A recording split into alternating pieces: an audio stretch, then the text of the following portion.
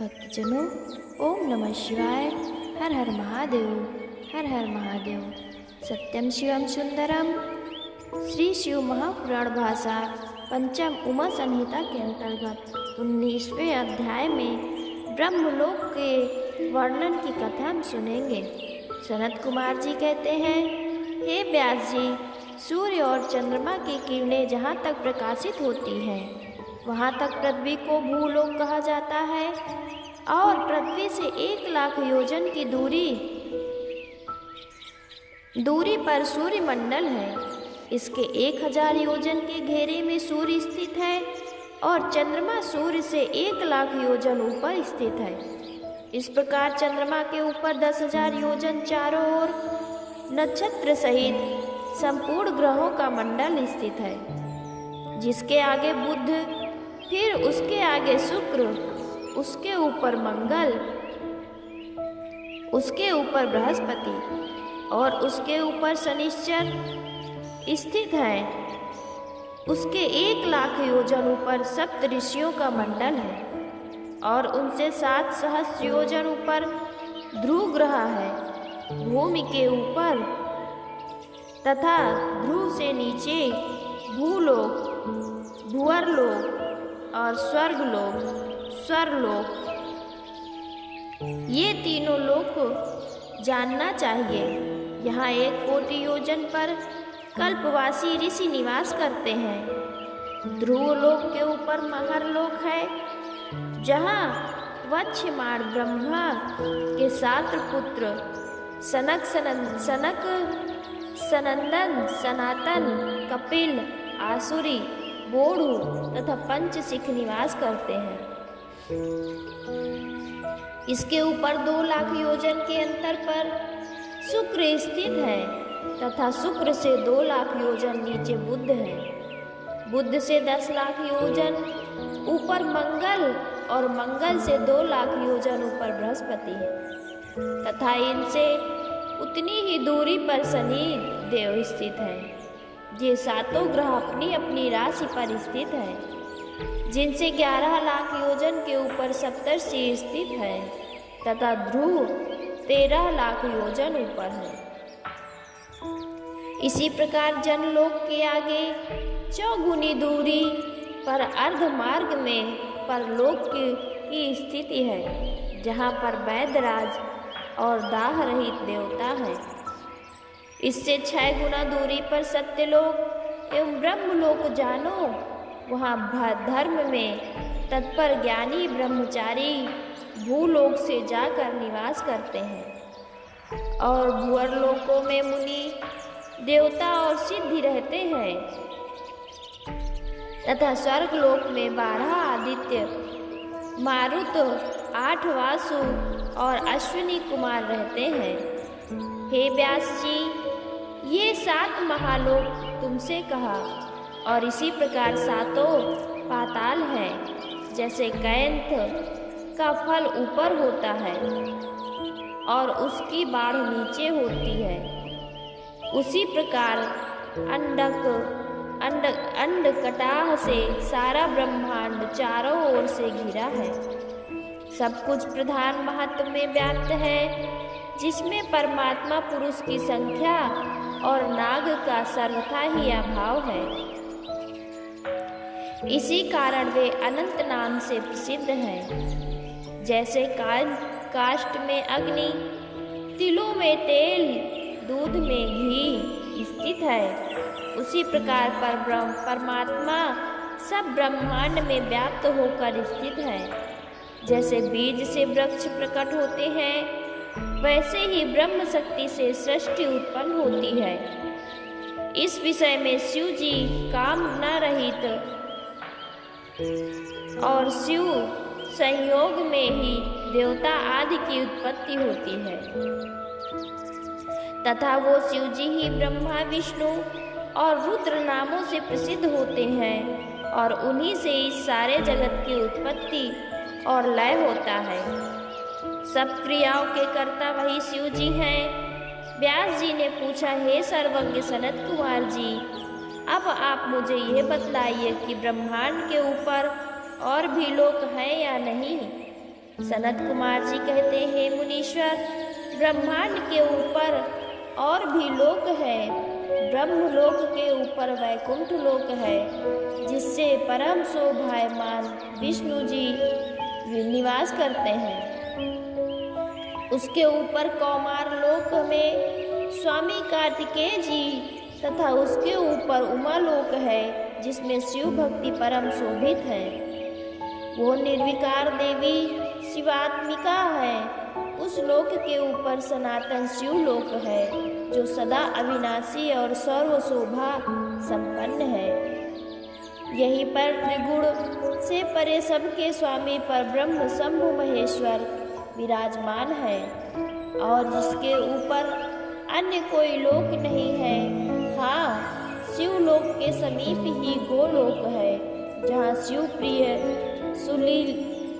सुलीलाख्य गो माता निवास करती है, और जहाँ शिव जी के आज्ञा पालक श्री कृष्ण जी विद्यमान है, तथा जहाँ शिव भक्ति द्वारा निर्मित गोलोक स्थापित है।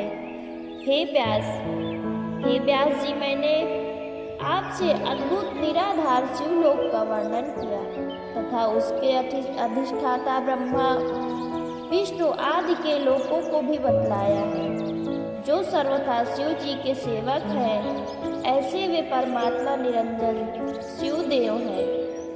इसके ऊपर और नीचे जो लोक स्थित हैं, क्या उन्हें भी आप सुनना चाहते हैं?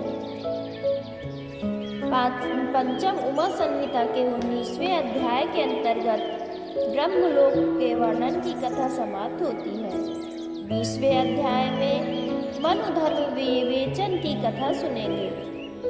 व्यास जी कहते हैं, हे सर्वज्ञ सनत कुमार जी, अब आप मुझसे उसकी प्राप्ति का वर्णन कीजिए, जैसे कि प्राप्त होकर शिव भक्त फिर यहाँ नहीं आते। सनत कुमार जी कहते हैं, हे पराशर के पुत्र व्यास जी, जो शुद्ध कर्म करने वाले तपस्वी शिव जी के पूजक हैं, वे तो सर्वदा वंदनीय है। तप के बिना तो कोई भी शिवलोक में नहीं जाता। शिव की कृपा आदि कारण तो तप ही है। दुराराध्य शिव जी तप से ही साधनीय है। उनके लिए एकमात्र दुर्साध्य तप की ही प्रधानता है। ब्रह्मा विष्णु भी तप में ही स्थित है। संपूर्ण देवता देवियों ने तप द्वारा ही दुर्लभ फल प्राप्त किया है। जिस भाव से तप किया जाता है, उनकी इस लोक में वैसे ही फल की प्राप्ति होती है। सबका साधन रूप ये तप 3 प्रकार का है: सात्विक, राजस और तामस। देवताओं, सन्यासियों और ब्रह्मचारियों को सतीत्व तप और अन्य मनुष्यों को रजोगुणी तथा राक्षसों और दुष्ट मनुष्यों को तमोगुणी तप करना कहा गया है।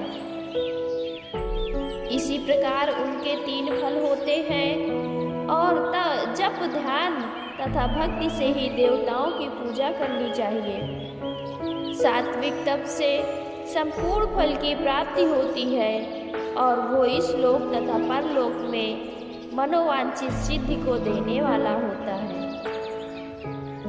कामना युक्त देह को सुखाकर किया जाने वाला तप राजस, और इसी प्रकार मनोरथों की पूर्ति के लिए किया जाने वाला तप तामस, और धर्म बुद्धि से स्नान, पूजा, तप, होम, शुद्ध शौच, अहिंसा, दान, शांति, दम, दया, चंद्रयान, यज्ञ और बावड़ी, कूप तथा श्रेष्ठ तीर्थ और आश्रम का निर्माण, ये सब सात्विक तप है।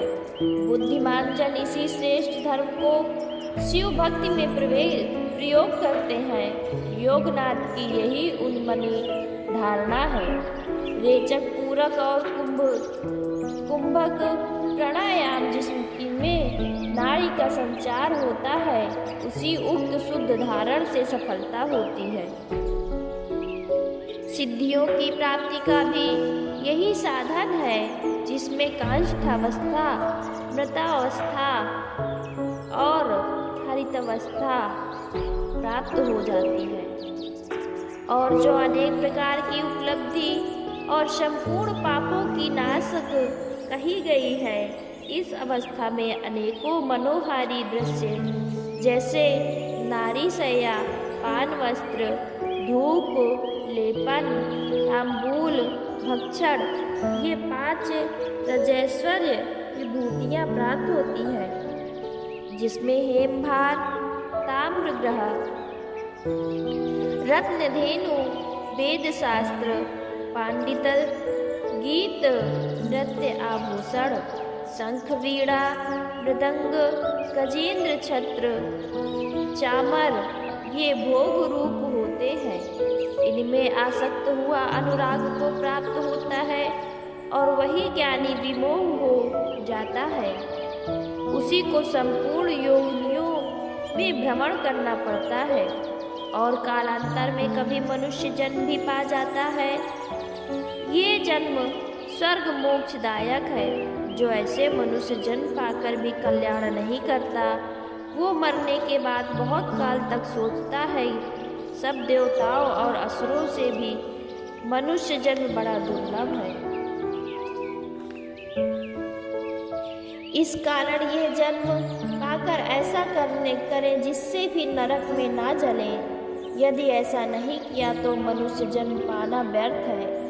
इसमें भी जो ब्राह्मण होकर अपने कल्याण के कर्म नहीं करता, उससे बढ़कर मूर्ख कोई नहीं। संपूर्ण द्वीपों में ये भारत भूमि कर्म भूमि है। यहाँ से एकत्र किया हुआ कर्म ही स्वर्ग तथा मोक्ष को देता है। यहाँ जो कर्म किए जाते हैं वही स्वर्ग में भोगे जाते हैं। जब तक शरीर है तब तक धर्म कर ले, क्योंकि जब शरीर अवस्था हो जाएगा, शरीर अस्वस्थ हो जाएगा, तब किसी की प्रेरणा का भी काम नहीं देगी। आयु के खंड खंड होकर उसके सामने से ही चले जाते हैं, फिर भी दिन रात्रि के उपदेश से भी कोई क्यों नहीं कह सकता। साय ऐश्वर्य को क्यों खोता है, जब ये भी नहीं ज्ञात कि कब कौन मरेगा। सारे धन आदि को छोड़कर चले जाना है, तब मार्ग व्यय के लिए धन धान्य का दान क्यों नहीं करता। जिसके पास दान रूपी चबेना बंधा है, वो सुख से धर्मलोक को जाता है, अन्यथा चबेना रहित प्राणी मार्ग में दुख पाता है। पुण्यशील को ही पद पद पर लाभ होता है। ये जानकर मनुष्य को सर्वदा ही पुण्य करना योग्य है। पापों के त्याग से वो देवतापन धारण करता है, पापों से नरक प्राप्त होता है। शिव की शरण में जाने से घोर नरक नहीं देखना पड़ता। कुछ ही समय तक नरक में रहते हैं, पश्चात उन्हें शिवलोक की प्राप्ति होती है। जो शिव नाम पर तथा हर हर ऐसा नामोच्चारण करते रहते हैं, उन्हें नरक तथा यमराज का कोई भय नहीं रहता। शिव नाम ही परम लोक का चबेना है। शिव यह 2 अक्षर का नाम ही मोक्ष की उपाय तथा सब गुणों का समूह है, सब पुण्यों का समूह है। शिव जी का यह नाम ही संसार के रोगों का एकमात्र शांत करने वाला है, अन्य कोई उपाय नहीं। शिव भक्त सर्वदा ही मुक्ति भुक्तिदायक प्रदायक है। पंचम उमा संहिता के अंतर्गत 20वें अध्याय में